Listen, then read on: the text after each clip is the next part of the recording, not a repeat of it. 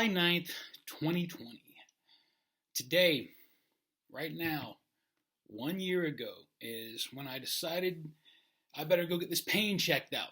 And I had that CT scan. I'll put a link for that first video here so you can, if you haven't seen that one, you can go back and see that one. Hair has definitely gone way grayer since that less than a year, man. Chemo. I'm going to blame the chemo. I was supposed to be more like, if I didn't get treatment, dead by Christmas. You know the story. Got the treatment. Stopped infusions November 21st after it almost killed me. I had to go back to the emergency room. Then I decided, since even after that, I was puking every single day. I was laying in bed, getting up, puking, going back, laying in bed, puking.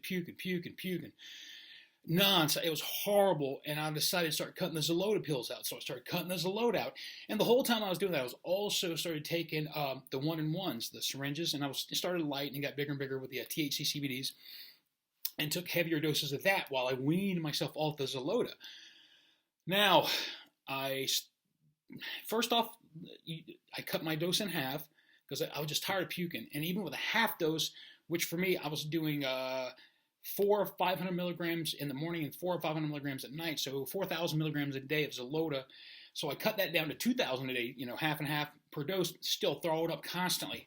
So it's like, all right, I'm going to cut this back again. So I'll cut it back to 1 pill in the morning, 1 at night. Still puke every single time.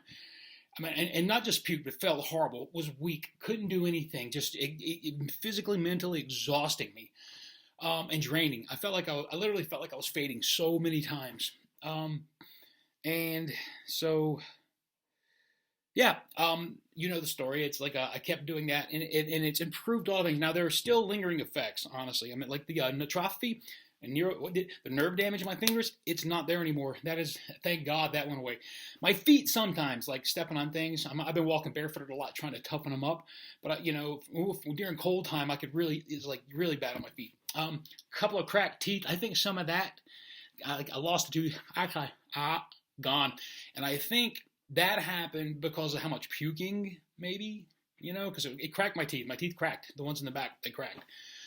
So that, my hair turning gray, the nephropathy, but all those effects went away. And I puked twice, I think, in maybe 2 months, 3 months, twice.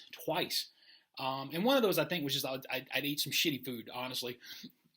Speaking of, excuse me.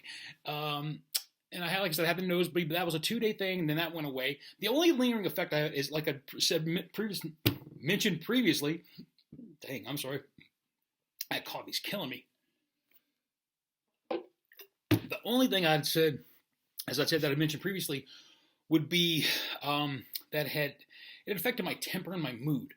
I'm always a little, I'm always ready to defend what I think is right, but I noticed that if somebody's being a dick, pardon me, I react quicker and more like with less of a damn about the whole situation.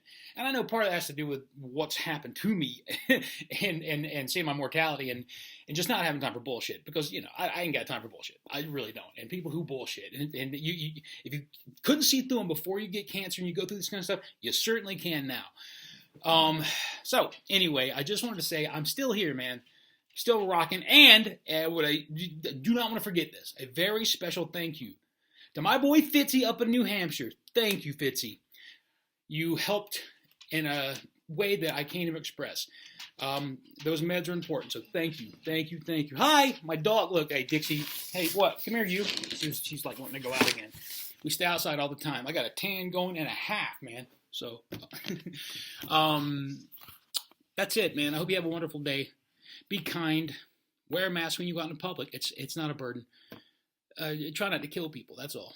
Just care about other human beings, man. It's what we're supposed to do. Thanks for being here. Hi, Vixie.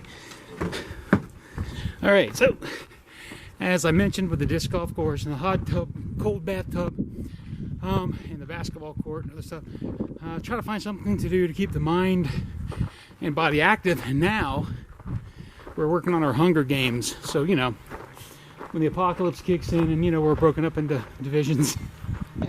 So I brought a target, which is the pull cover that Whitney used to use for target practice.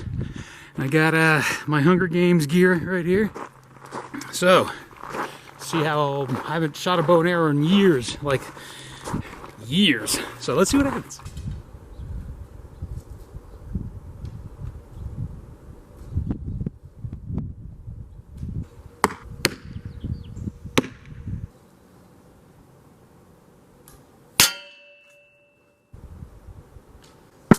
Nice.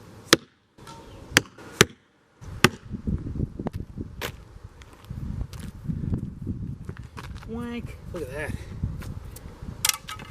Pretty much for my second round, not bad at all. Look at that in the bullseye almost. Boom! That's right, deer, you're dead.